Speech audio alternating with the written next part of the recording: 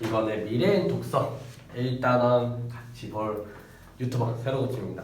구독과 좋아요 부탁드릴게요. 알림 설정.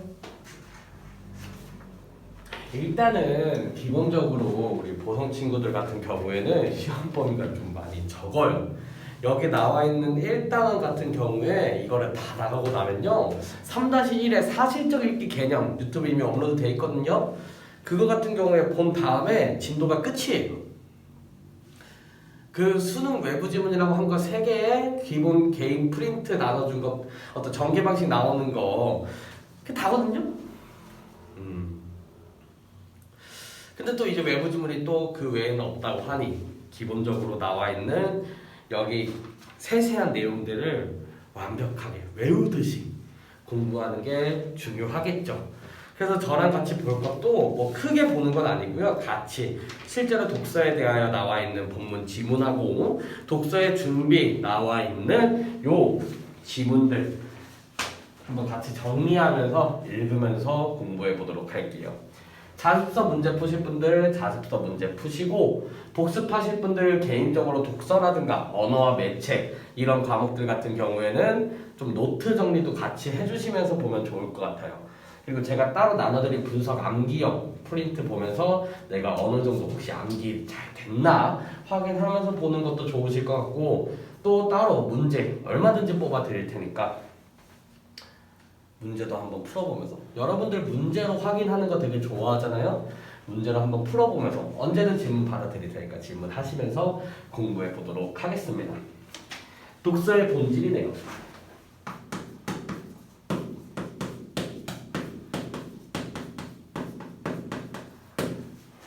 주로 책을 언제 읽습니까?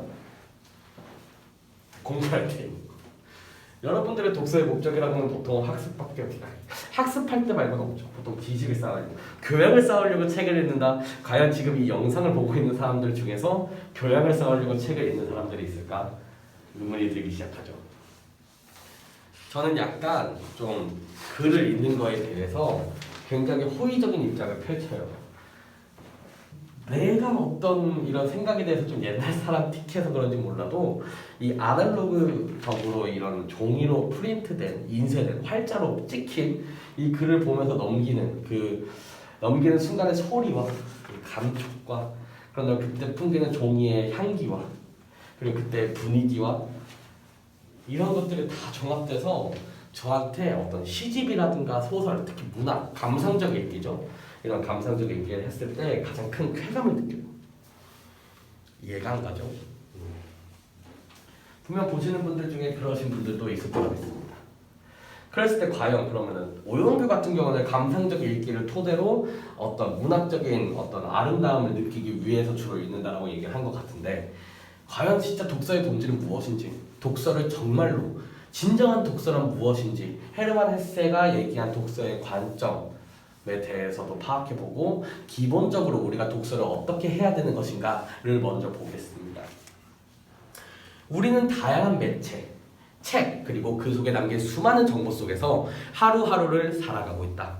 이 수많은 책은 각기 나름의 필요해서 집필된 것이므로 우리는 그것을 읽음으로써 새로운 정보를 얻고 생각의 폭을 넓힐 수 있다. 결국 책을 읽는다는 것 가장 근본적인 목적이 뭡니까? 내가 알지 못했던 것을 새롭게 아는 거지. 내가 알지 못했던 것을 새롭게 아는 것은요 마치 새로운 세상이 열리는 것, 새로운 세계가 열리는 것, 어둠 속에 갇혀 있다가 한 줄기 빛이 들어오고 그 빛이 쫙 터지는 것 이런 느낌이라고 얘기해요. 새로운 정보 그리고 생각의 폭을 넓힌다라는 거죠.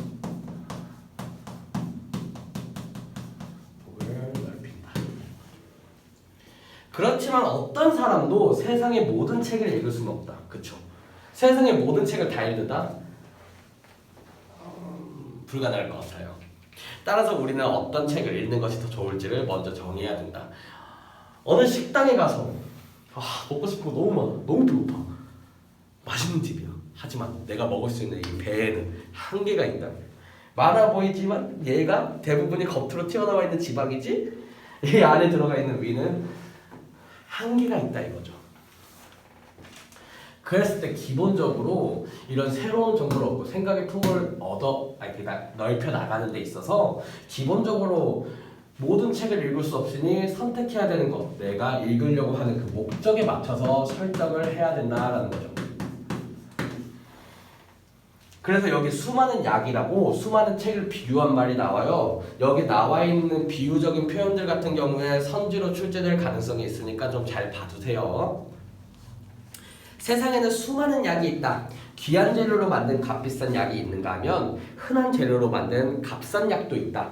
또 특정한 질병에 효과가 있다고 알려진 약이 있는가 하면 여러 가지 질병을 치료하는데 두루 쓰이는 약도 있다. 그렇지만 아무리 좋은 약일지라도 나에게 맞지 않는다면 가치가 없다. 사실 가장 좋은 약은 현재 나에게 필요한 약이다.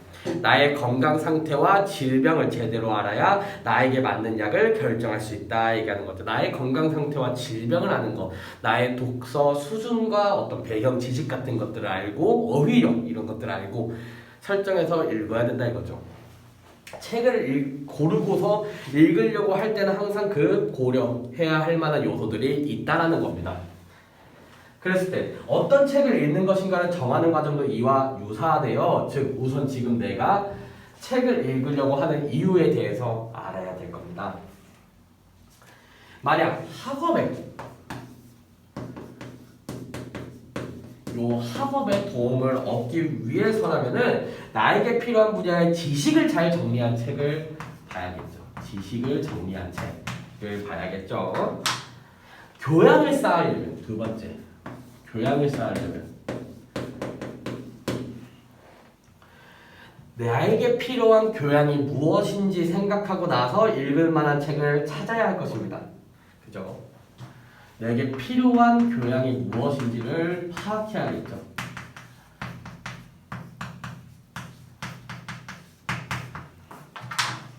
세 번째, 어떤 문제를 해결하는 방법. 문제 해결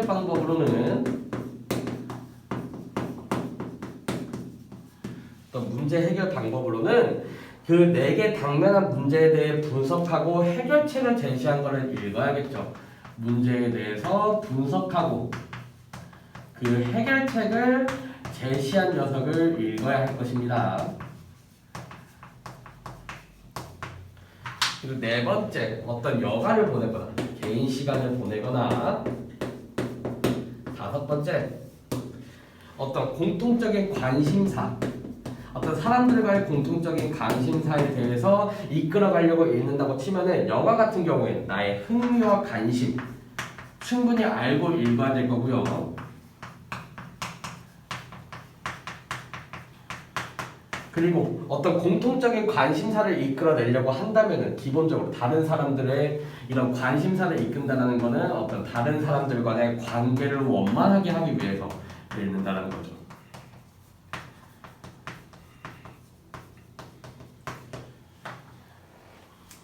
어떤 독서 동아리 모임, 주제가 경제입니다. 그럼 경제와 관련된 책을 읽어와야지 경제가 아닌 어떤 과학 지문, 기술 지문 이런 것들 읽어오면 곤란하다 이거예요. 그러니까 관계를 원만하게 하기 위한 독서를 할 때는 그들의 공통적인 관심사를 파악하면서 그거에 해당되는 독서를 해야 된다는 거죠. 목적에 따른 구분이었고요. 그런 다음에도 기본적으로 나의 수준에 맞는 책을 골라 읽어야 할 겁니다. 제가 여러분들한테 기본적으로 어떤 순환이들, 어떤 성난기계 이런 것들 희곡 읽고 있던 여러분들한테 이거에 대해서 스타니슬라스키 시스템과 한국 극문학의 접점 이런 것들에 대해서 읽은 다음에 분석해와라 라고 하면은 여러분들은 저한테 욕을 하겠죠. 돌을 던질 겁니다. 이걸 어떻게 읽냐? 이게 무슨 내용인지 하나도 모르는데 너무한 거 아니냐고 할 거예요. 즉 여러분들의 수준, 여기 나온 대로라고 한다면 초등학생이 고등학교 교과서를 읽는다고 생각해보면 그 이유를 쉽게 설명할 수 있다 얘기 나오죠. 그렇다면 이 책이 나의 능력에 맞는지를 확인하는 방법은 책마다 차이는 있지만 기본적으로 첫 번째 어떤 표지. 저 같은 경우도 책을 고를 때 표지를 굉장히 신경을 많이 쓰는 편이에요. 기본적으로 겉에 이렇게 나와 있을 때 제목 같은 거를 보거나 표지를 봤을 때 너무 딱딱해 보인다. 싶으면 피하게 되죠. 읽기 싫어진다고. 그죠?